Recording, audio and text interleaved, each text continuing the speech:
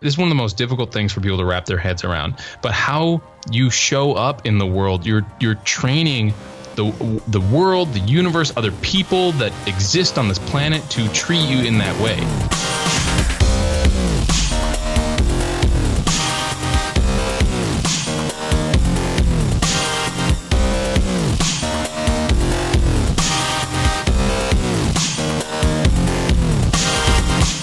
Listening to Inside Acting, a podcast dedicated to demystifying the inner and outer game of success in the entertainment industry.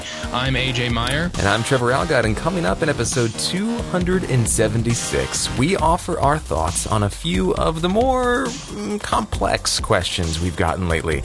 Everything from navigating intimate scenes with another actor on stage or on set, to how to move out from your parents' basement to start building a career as an actor and director, to what kinds of industry-adjacent thrival jobs most benefit actors, to how to stay focused when everything seems to be pulling your attention away from your career, to how to strategically join the union. I mean, that's a lot, and this episode is all about those things, those tiny little things that make up a life that is devoted to art. Episode 276.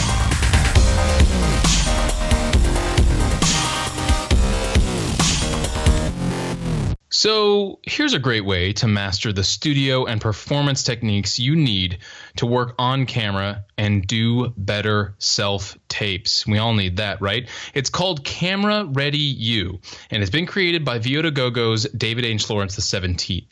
Now, he, as you know, is a seasoned television and film actor, and he will share all the knowledge he's gained working on camera in this class.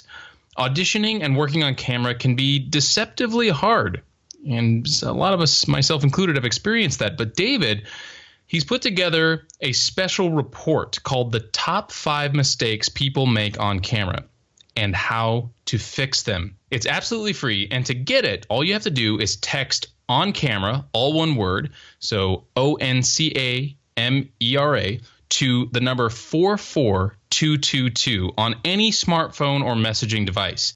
You probably have unlimited text messaging on your phone, but standard messaging rates may apply. What we learn from this? Things like how to set up your studio, your lights, your camera, your mic, how to self-tape on-camera auditions, how to master business presentations, video podcasts, online instructions/lessons, marketing videos, walking the red carpet, and more.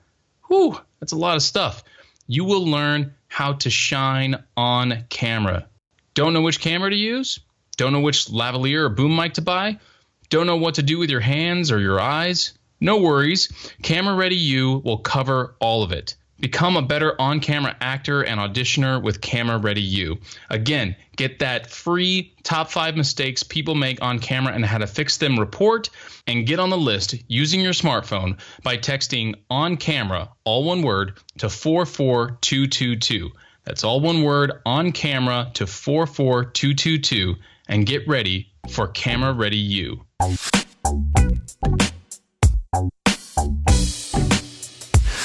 You know, dude, I'm really stoked about Camera Ready You. I've had the honor of seeing the course outline that David has put together for this, and it's extremely comprehensive. And I've seen a few things. He's been doing like a version of this course, basically public speaking, but from an actor's perspective, with sort of in the context of self-taping and giving presentations. He's been doing a version of this for a lot of very successful, very recognizable people in his mastermind group, and it's been going on for a few years. And I think one of the people, I don't know, like if I'm at liberty to say who some of these people are, but one of the people is, let me go ahead and say it anyway, the author Sean Platt, or is it Johnny B. Truant? But they're the guys with the self-publishing podcast. They've got a self-publishing empire as self-published authors. And their books are great, and David he's worked with them specifically, among many other people, to help them sort of refine their on-camera and presentational skills, and it's just informed their businesses and their personal lives and their art in lots of great ways. So I'm really excited for it. I'm very excited to be partnering with David on this, and again, that's Camera Ready You. That's so cool. I just wanted to say, like, I love that no matter where any person is in their career or their business, there's always some value to be gained and shared. I've had actors that I've worked with, like really like well-known established actors, and I, for instance, tell them about the class that Ben and I teach at UCLA, and they're like, oh, I want to take that. Yeah. And I'm like, wow, that's amazing. Like, we all can sort of learn from. I'm going to text that number like as soon as we're done recording. The most successful people are never done learning. They're never above taking a chance on a new class or a new course, or they're never done reading books. And, it's like at some point that can, yes, become a distraction or a procrastination mechanism. But successful people usually have big libraries. They're always going to seminars. They're always in workshops. They're investing money in themselves by hiring personal coaches and taking online things. And it's just like, that's just the thing that successful people do. And it's exciting to know that we have, partnerships with people that not only believe in that kind of thing, but that are also actively creating content to help people take it to the next level too. Speaking of taking it to the next level, we've got some of our members posting their quarterly check-ins inspired by our Q1 check-in over in the membership, starting with our logo designer, Fern Lim, who posted her Q1 check-in. You want to talk about this, Trev? You said there's a lot of goodness in here. I just loved everything she wrote, every piece of it. And she also sends out a weekly newsletter called, I'm blanking on it. Sorry, Fern, forgive me. But it's about the little moments in life that you can appreciate. It's just a collection of little moments that are just like, isn't that nice? And it just reminds us that life is lived in the in-between. And I really enjoyed it. So she's up to some cool stuff, and her review was really cool. And I wanted to just sort of point a few eyeballs and ears towards that, because the membership is a pretty cool place to share that kind of thing. It's a great example of how to do a review and make it your own. And of course, we also have the Gospel According to First Squad reading. Just a quick reminder, that's coming up in just 2 short weeks. A little less than 2 weeks, I think, by the time this goes live, on Saturday, May 27th at the Kirk Douglas at 6:30 p.m. Doors at 6 o'clock. This is a recorded reading of the award-winning play that AJ and I both had the honor of working on, helping to develop, and then, of course, acting in back in, like, what was it, 2011? Yeah. 2012, something like that. And really stoked for this, man. It's going to be an intimate event with some drinks and refreshments afterwards, and space is limited, but we've had a few people already pick up tickets, and I can't wait, man. And we're posting the link to tickets for people who are not members that just would prefer to pay the $7 to come, right? That's all. That's in the show notes also, yeah. Speaking of throwing out some love to people, we're talking about showing some love to Fern's quarterly check-in. Is this thank you for this week? Yeah. We got a wonderful donation from Lenore Marks. Thank you so much for the one-time contribution to the podcast. Very generous. We really appreciate it. Goes right back into paying for this thing. So thank you very much for funding a few more episodes of Inside Acting, Lenore. Really, really appreciate it. Well, we've got awesome questions to get to. We're going to do 2 of these questions, take a quick break to give some love to one of our sponsors, and then we're going to come back and handle the last 3. And these questions are great because we have talked about them in one form or another on the podcast over the years. But, as technology changes and we learn things from guests and we get more perspective in our own lives, sometimes the responses change. And some of these are not so easily sort of responded to in a sentence or 2. Some of them require a little bit of hashing out and unpacking. So excited for this. So let's start with the first one here from Jesse. Jesse gave us a lot of backstory, a lot of context for his situation, but the sum of it is that he's just turned 30, still living with his parents, and he's trying hard to get out, to get on his own 2 feet, but he's working some jobs that aren't paying him very well, and he's got a ton of student loan debt, and it's just crippling him. And, he says he doesn't want to sound like a victim. He doesn't want to say, why me? Because he does get that he's got it pretty good, in the grand scheme of human condition. But he does feel embarrassed, and he wants to basically hear our thoughts on how to move forward with this production company that he started. with his friend and partner. They've got a few clients under their belt. They've done some corporate videos and things like that. And he does want to be an actor. His big vision is to go be an actor, in LA, and also direct films. But, it seems like a long way off from where he is right now, making not a lot of money and living with his parents and just burdened with all this debt. He said he sent in resumes to companies and tried to get the word out about his production company and things like that. But he said just there's a lot of competition out there, but he's willing to do anything, he says, interviews, collaborating with other companies, making short films, weddings. He says he's willing to be a PA, a coffee gopher, whatever it takes. He knows what he wants. Those next steps seem to really be eluding him. All that said, I totally feel your pain, Jesse. It can seem like an impossibility sometimes, looking out from the difficulty of our current situation and feeling so limited and like we're handcuffed almost. And I know for a lot of my life, money or lack thereof has been a determining factor in keeping me stuck, keeping me running in place. And I haven't necessarily always wanted to change the situation because guess what? It's familiar. I know how to deal with it, and that's nice and safe. So I feel your pain, man. As far as advice on moving forward, if you ask me, you're really blessed in that, number one, you've got a roof over your head right now and a place to sort of fall back to if you need to. And number two, you've got a burgeoning skill set in video production. And number three, you know where you're headed. You've got a vision for what you want. So those three things are crucial, and they're really all you need, save one tiny other thing, and that is to know what the very next step is. And if we were talking right now, you and I one-on-one, I would ask you, what's the very next thing you need to do?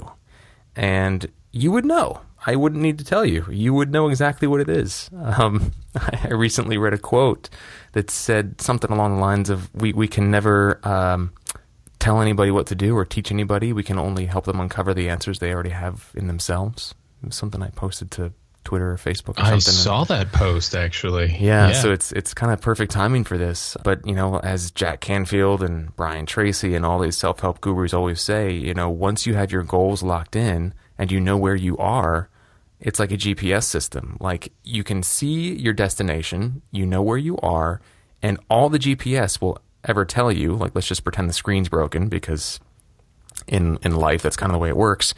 All you ever need to know is what the next turn is to make. But if you keep following those directions and you keep getting what that next turn is, then you'll eventually get there. In a weird sort of sellout way for this episode, I would put it back on you, Jesse, and ask you, what's the very next thing you need to do? But I think you know what the very next baby step, the very next physical action that you need to take is to move you one step closer to moving out of your parents'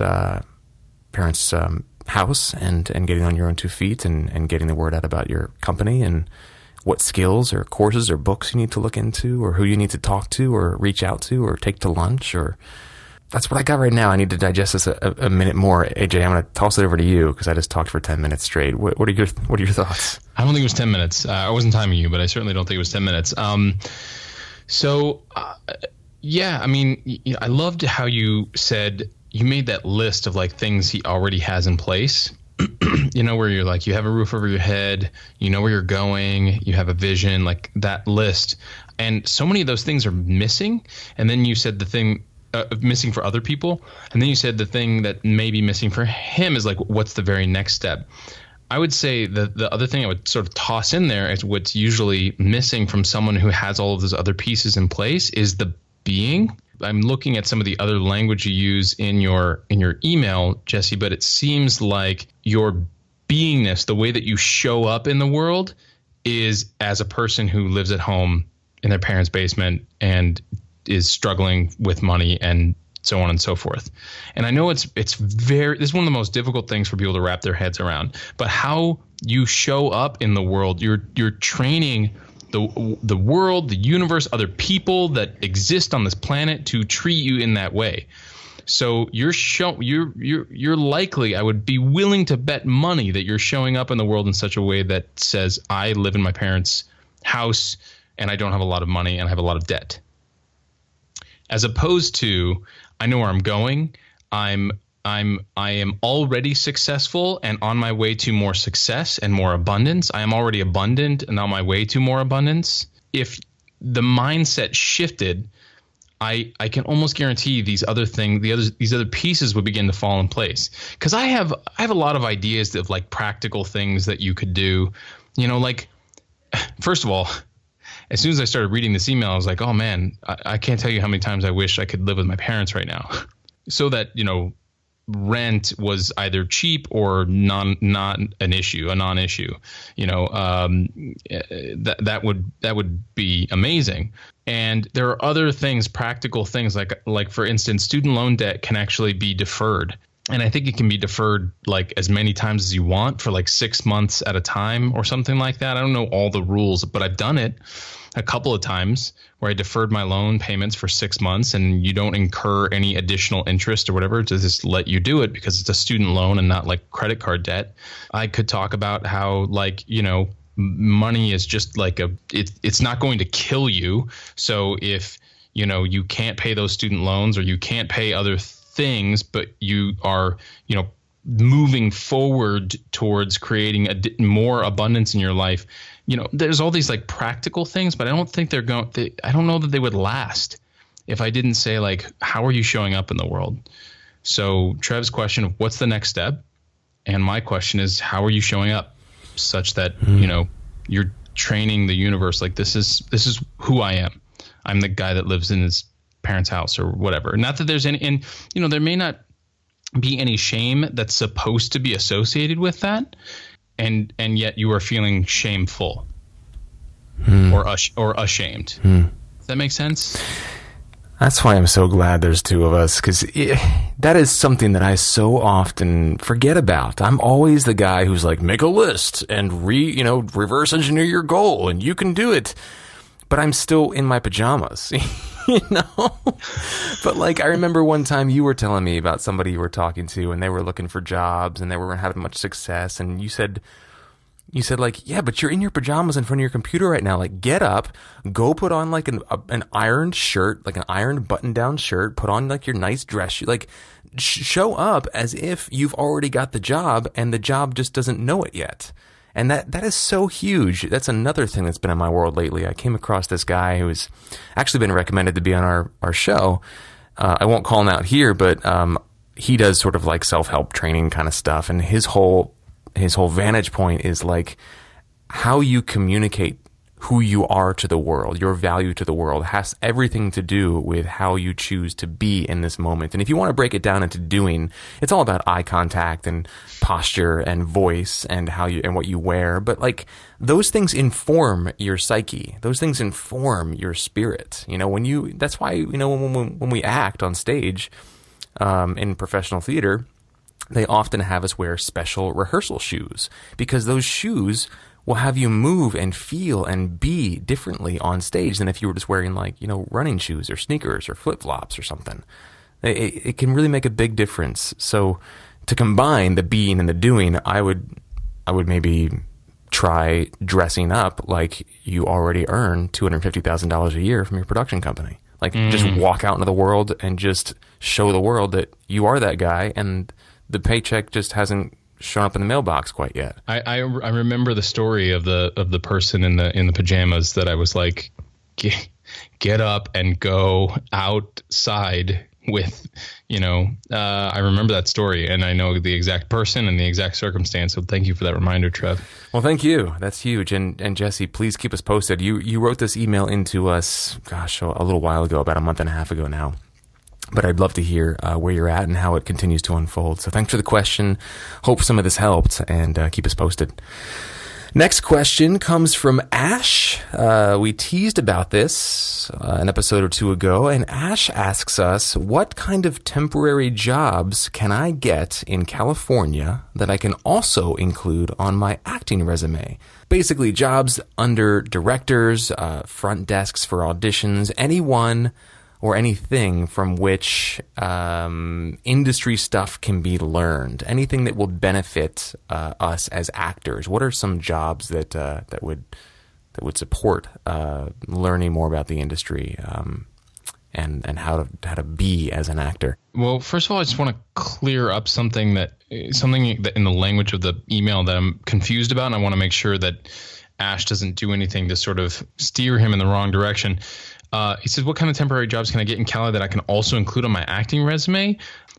There's no such thing as getting a temporary job or some kind of job working in the industry other than an acting role that you would put on your resume, including extra work, which is one of the ones that I was going to suggest, Trevor, is like going down to Central Casting, getting yourself in their database, and then, getting on a set. Because you can make like $100 a day, which a lot of people, there are tons of people that don't make that much money per day, and they're not on a set either, So I think that's a really great way to make some money and get some experience in the industry, seeing how it's done on set, like paying attention to how the filmmaking, what the filmmaking process is. I think it's an awesome way to go, especially early on in your career. But you wouldn't be able to put that on your resume, just like you wouldn't be able to put being a reader on your acting resume. Or an intern. Yeah, he's talking about jobs under directors, front desk at audition, that kind of thing. You would never put any of these on your acting resume. So I just want to make sure that we're clear on that. And then in terms of working under these people, like internships like Trevor just mentioned, or working under a director or something like that, these are all things that are certainly possible, but they're typically not paid. I hate to be so blunt about it, but they're typically unpaid jobs. So just be prepared for that. But if you want to do that, one of the ways that I know has actually worked, because I know people who have done this, is they just become a fan and a listener to the people that they respect in the industry. And the way that they do that is usually through social media, because people are so accessible these days in that space. And by doing that, they can follow, for instance, a director and say, oh, hey, their short film or something is playing at this festival where I'm going to go watch this short film, like this pet project of theirs. And they become a fan of this person's work. And that way they can sort of, say, hey, I really loved this thing that you created. And what happened was a friend of mine tweeted a director that he respects, and he said, hey, I really liked that. And he mentioned some pet project thing.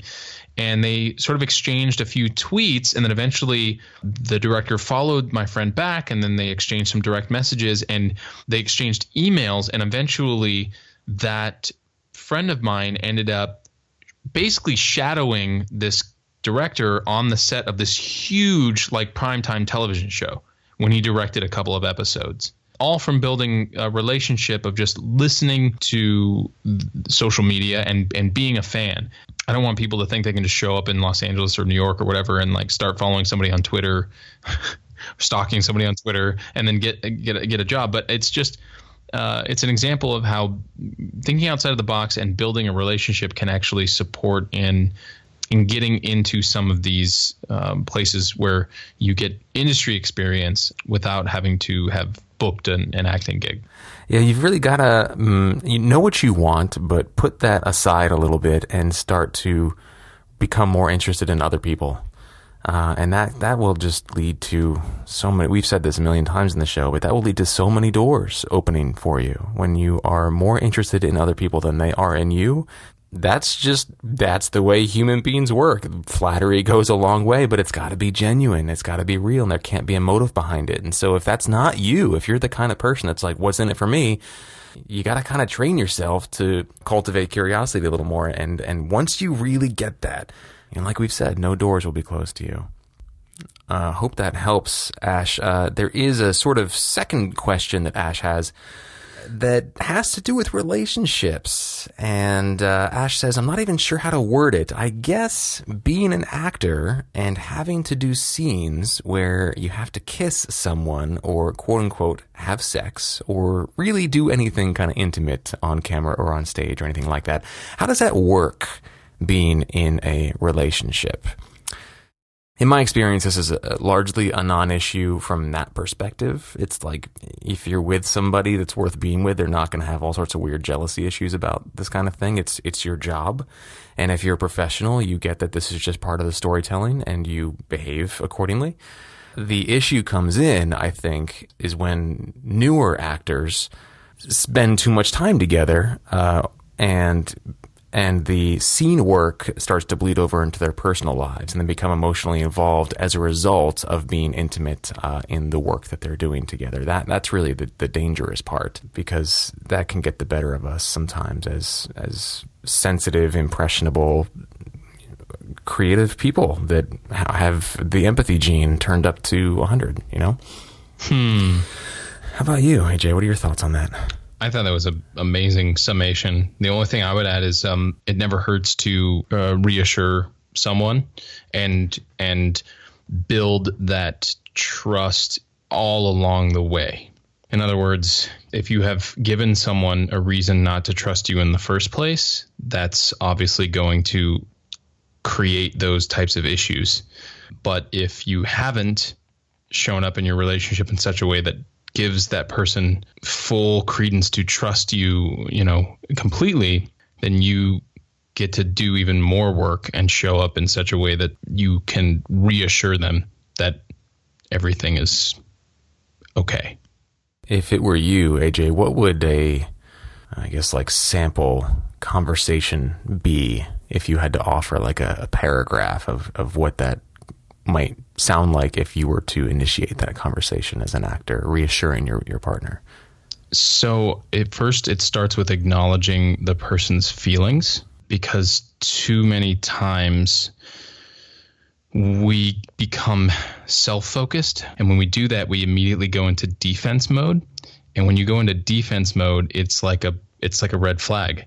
It like throws up a red flag for somebody. They're like, wait, he or she is defending themselves, so they must be, guilty of something. So the most important thing is just acknowledge that person's feelings. Oh, okay. So if I'm understanding you correctly, you're scared because I have this intimate scene with somebody and it's making you feel this way, and et cetera, et cetera. Like, am I understanding that correctly? And if you can put the focus on them and support them, and by showing them that you understand where they're coming from, and then go to, okay, like, I get it and I get you. And, I can assure you this, and this, nothing is going on between me and this other person. It's about the work, etc. I have found, especially recently, that sometimes you don't even have to go into the explanation side of things when you are in tune with the person's feelings. And it's showing up in all areas of my life, not only my primary relationship, but work relationships and friendships and everything. If it's a challenging thing for us to do as human beings, because we have this built-in will that evolution has created to survive. We immediately go to internally focusing on ourselves first. We can focus on the other person first. It makes a world of difference. And sometimes it doesn't even require any kind of like explanation or anything. It reminds me a little bit of what we learned at Apple. I know you're still with Apple, but the 3 A's, which are like magic for emotional situations. I guess we'll just give away some trade secrets here, but the 3 A's are acknowledge, align, and assure. So when somebody is clearly, upset or concerned or disturbed about something, the steps are to acknowledge that what they are feeling is completely legitimate, and then align yourself, because all things told, you would feel the same way if you were in their shoes, in their circumstances. And so acknowledge that that's legit. Like, it's we could solve so many problems in the world if people would stop telling other people that their feelings are wrong. So, you know what I mean? So it's like everybody's... Especially the president. Don't even. So, the feelings are legitimate. Anybody would feel that way if they were in that situation. And then just assure them, that, look, this is important to me and I'm going to make it right. Whatever. I mean, I'm totally generalizing, but that's the idea. You're welcome, town. You're welcome, town. Ash, hope this helps. Thanks for the great questions. Keep us posted. As always, we love hearing follow-ups on how these things are going with people. So please keep us posted on the latest and how things are unfolding. This episode of Inside Acting is also brought to you in part by printheadshots.com, superior headshot printing. At printheadshots.com, all orders include free shipping, free retouching, free layouts, free proofs, and no hidden fees. You don't pay a dime until you approve your proofs. And now you can use promo code IA, that's IA as in Inside Acting, to get $10 off your first order. Most orders arrive within just a day or two, so for superior printed headshots with unparalleled turnaround time, visit printheadshots.com and use promo code IA for $10 off.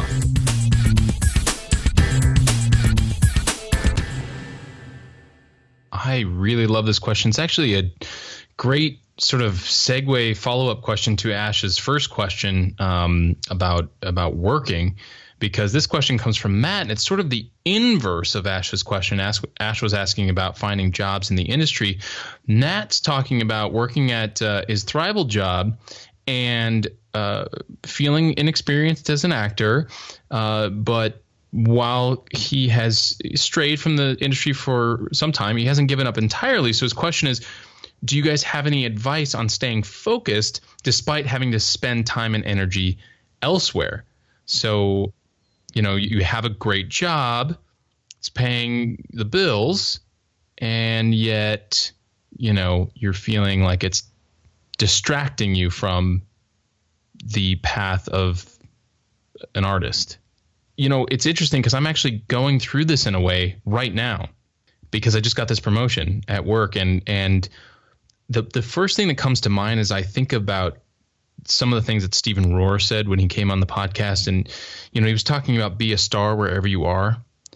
And I am working my tail off at my job and just having a blast doing it. It doesn't feel so much as like a distraction, so much as like this is just another aspect of my life. It doesn't feel like I'm on this path to being an actor and I've been derailed. It feels like I'm on this path to being a better human, to being a better artist, to being a better actor, to being a more successful actor. And this is part of that path. This is part of that walk.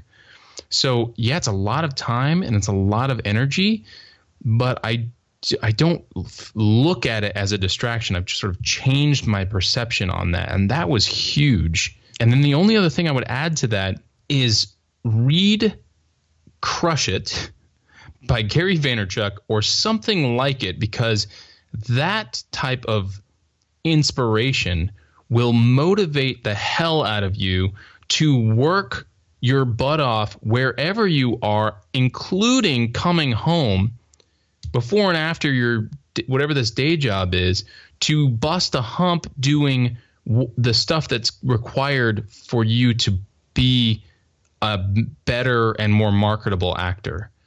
So in other words, if you're working and he says this in the book, if you're working a 9 to 5, you come home, you eat. He even talks about like people who have kids or whatever, and then they put the kids down at like 8 o'clock, 9 o'clock at night. And then he's like, you better be working from like 9 p.m. until 1, 2 in the morning, and then get up the next day and do it all over again. If what you want is to not be in that 9 to 5 anymore.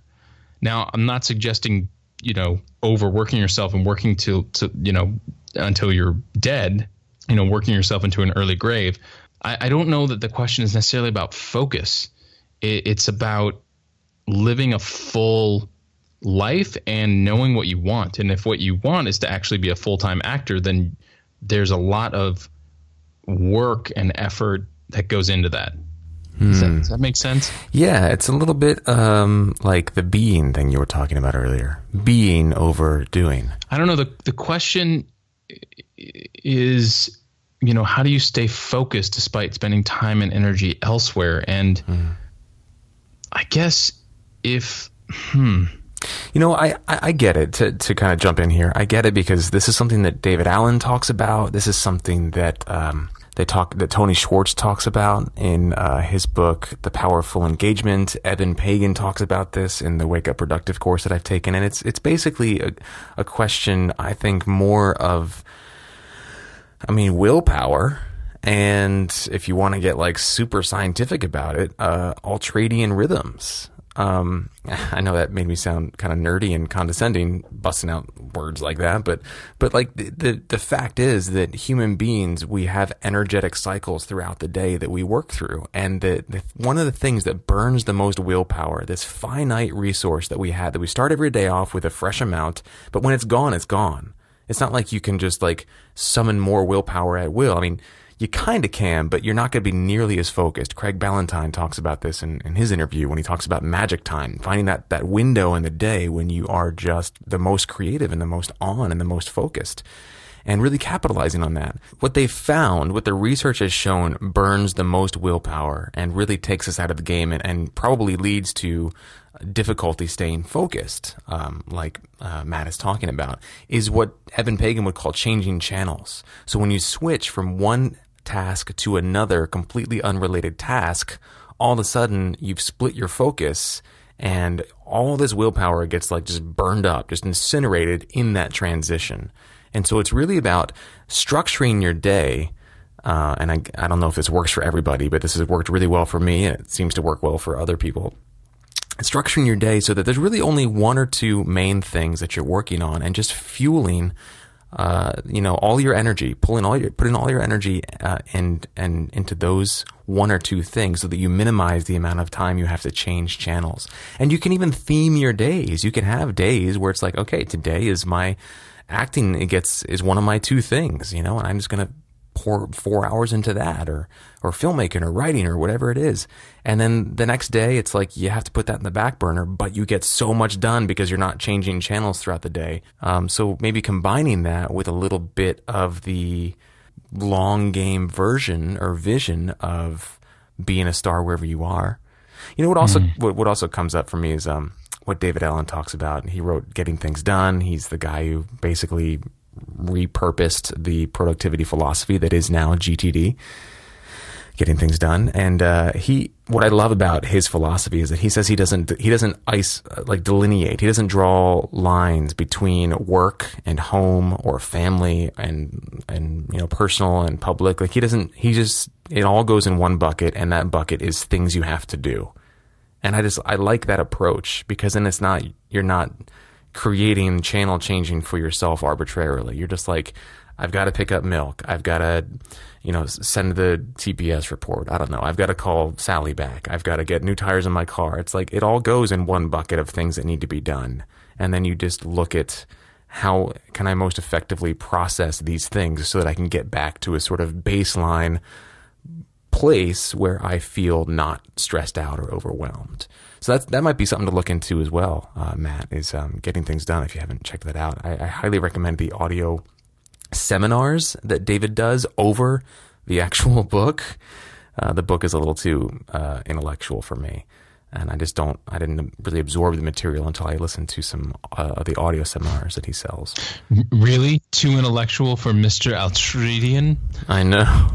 I don't know how to say that word, so it's like I'm going to try to make this joke, but it's going to come out stupid. I know, and I just dumped a bunch of stuff in there, but keep in mind that there are times where it's like, crushing it is great, I'm all for it, but that to me almost doesn't work, because I know that after like 6 or 7 p.m. my brain just goes downhill real fast, and I've just learned to accept that about myself. I mean, yeah, I could chug a Red Bull and then like get going till 1 or 2 in the morning, but that's going to take 10 years off my life, and I'm going to be miserable. So for some people that might work. If your why is big enough, like you said, if you just burning to get out of that 9-to-5 job, then absolutely do whatever it takes. Go for it. Just pedal to the metal. But if you find that advice doesn't resonate for you, maybe key into another approach, which is, where's my magic time? How can I, capitalize on the willpower when I have it during the day? How are my ultradian rhythms working? Am I a morning person? Am I a night person? When do I feel most creative? What is sucking my energy, and how do I get that out of my life? There's a lot to look at here, but I think that hopefully we've given you some places to start, Matt. I only want to add one small thing to this, which is just, we've talked about like the bigger chunks, and I just want to talk about something that I've discovered recently, which is the transition game.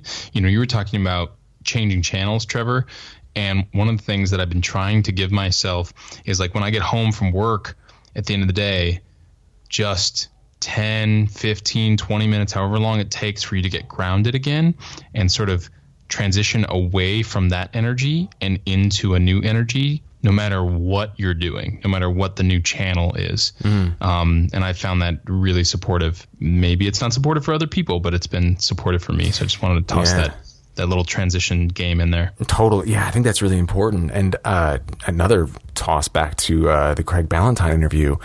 I've been focusing on the same thing, AJ. I just noticed that, like, okay, I'm completely like changing my environment. My energy's changing. I'm going from a loud public place to a quiet private place, but I've got to do some stuff. And Craig talked about a breathing technique. It's very simple, but you take an inhale for a count of 4, you hold it for a count of 7, and then you exhale through your mouth for a count of 8. And if you do 3 or 4 of those, it literally changes your physiology. Like your cells literally reorganize themselves, and you just feel different after that. And I've been practicing that, and it helps me make those transitions much more effectively, and it also helps me fall asleep faster at night. It really does. It's something that Sean Stevenson talks about in the Sleep Smarter book as well. Maybe we don't need 20 minutes. We just need 2 minutes. Yeah, just a few breaths like that. It can go a long way, and there's more and more research. And again, I'm listening to myself, and I'm like, Trevor, would you shut up with the studies and all the you analytical jerk? But there's more and more research that shows that like breathing is one of those highly underutilized and subconscious things that we don't pay attention to, and that is like sabotaging our focus and our productivity and things. So there's a lot to look in there, a lot to look at there as well. Just simple breathing techniques. And, this is stuff that goes back thousands of years. I mean, many cultures have prescribed special breathing techniques. They're not complicated, but, breathing techniques for issues just like this. Thank you, Matt, for the question. Let us know, what lands and if you try any of these things and what works. Christopher sent in a pretty funny, I thought it was a funny email, but he also worded it funny, so maybe he was trying to be funny. He was talking about how he got to do this gig, and he was so excited because one of the main players on set was this actor that he really loves and respects, from stuff like The Office and all these TV shows that he's been watching for his whole life.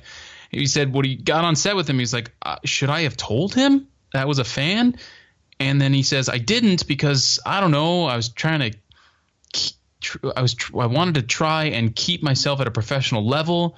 Like, hey, we're kind of the same. You and I, working actors. Haha. I don't fucking know. He literally wrote, I don't fucking know. I wanted to tell him, what do you guys think? A top tier actor wouldn't want to feel like you're working with another professional. I don't know. So anyway, hilarious question, Christopher, and I love every bit of it.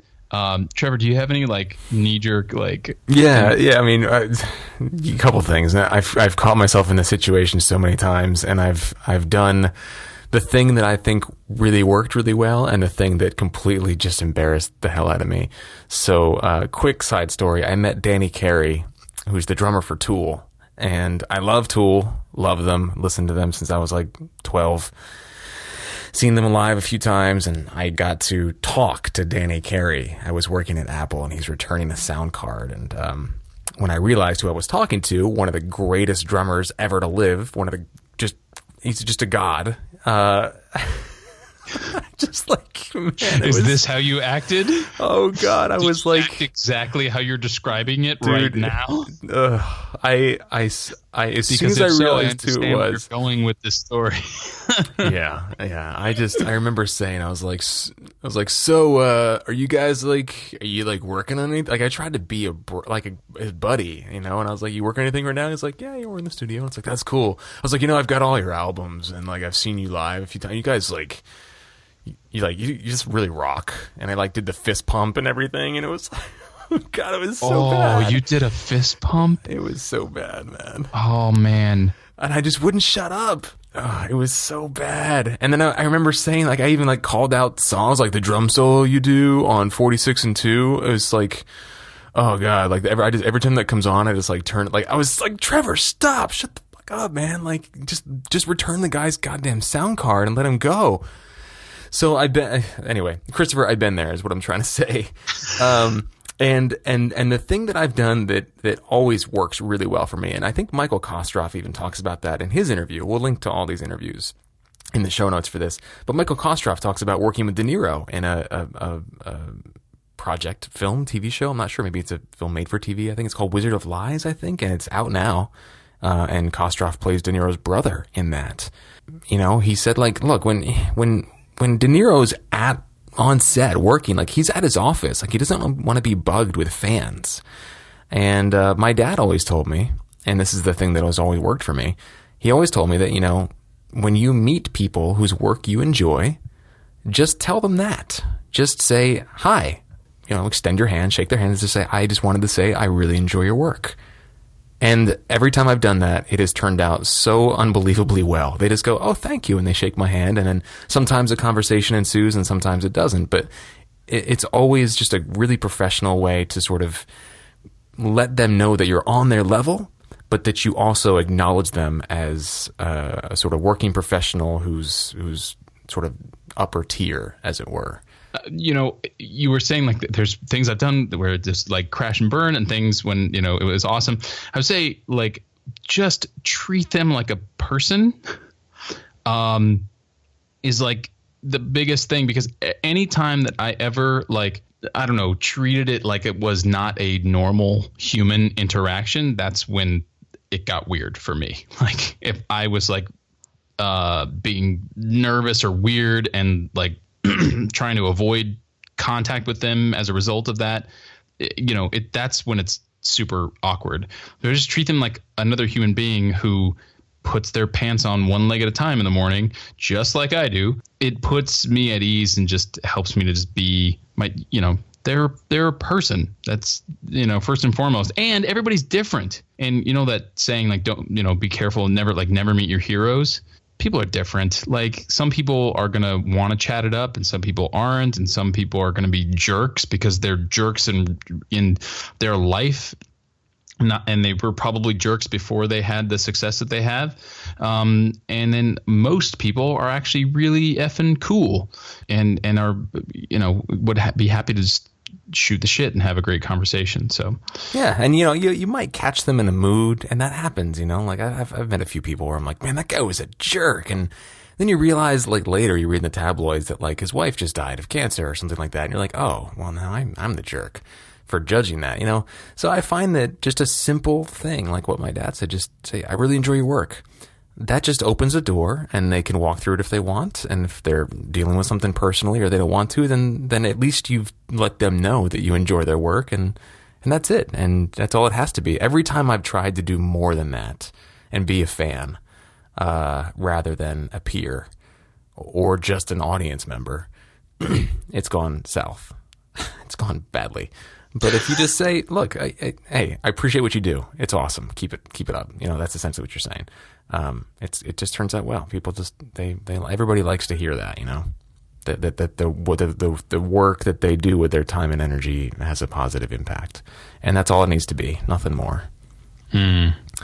So, Chris, thanks for the question. That was a fun one. And congrats on the gig, dude. The show was, can we say this? It was a co-star role on Silicon Valley. That's pretty cool. So our final question of the episode comes from Melissa, and she says she's been listening for a few years now, but she doesn't remember us mentioning background acting very much. And it's true, Melissa. We actually haven't really talked a lot about background acting.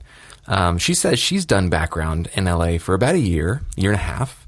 And she's become a union must join, much like our very own AJ Meyer recently was. She's wondering if we have any advice about whether she should join SAG-AFTRA now or wait until she has actual principal work on her resume, because she wants to join the union so she can work union background to bring in more income. But she's afraid that if she joins, it will limit her ability to ever get principal work. So she doesn't want to basically join the union too quickly, because then some of the lower hanging fruit, for lack of a better description, in terms of non-union work, like the bigger roles, but the roles that aren't union, She won't have the chance to experience those because she will be forbidden, essentially, from working on them as a union actor. So this is something we have gotten, just not in the context of using the background actor aspect as income. So for the income perspective, union, I think, what do they make, like $168, something like that, $168 per day instead of the $80 that non-union makes? Is it something like that? Do you know? I don't know the numbers for that. I'm sure Jen Levin's going to tell us right now. She's probably texting us right now. Yeah, and I don't know. It's significantly more. It's not a ton of money, but if you're mostly just sitting around and walking back and forth behind in a scene, it can be a day well spent, and it definitely is worth it if you've got the capital to fund that union fee, which is like $3,500. So a few things to take into account there, but my agent said it really well years ago before I joined the union. He said, joining the union shows casting directors, producers, it shows them that you are a professional who is in this for the long haul. So if you are not union, in a way, you are largely considered sort of a hobby actor. But if they see that union designation on your resume or on your website or on your business card or on your IMDb or whatever it is, you've joined a new rank of actors who are professionals who, adhere to a certain standard of work and quality of work and circumstances on set. It says a lot.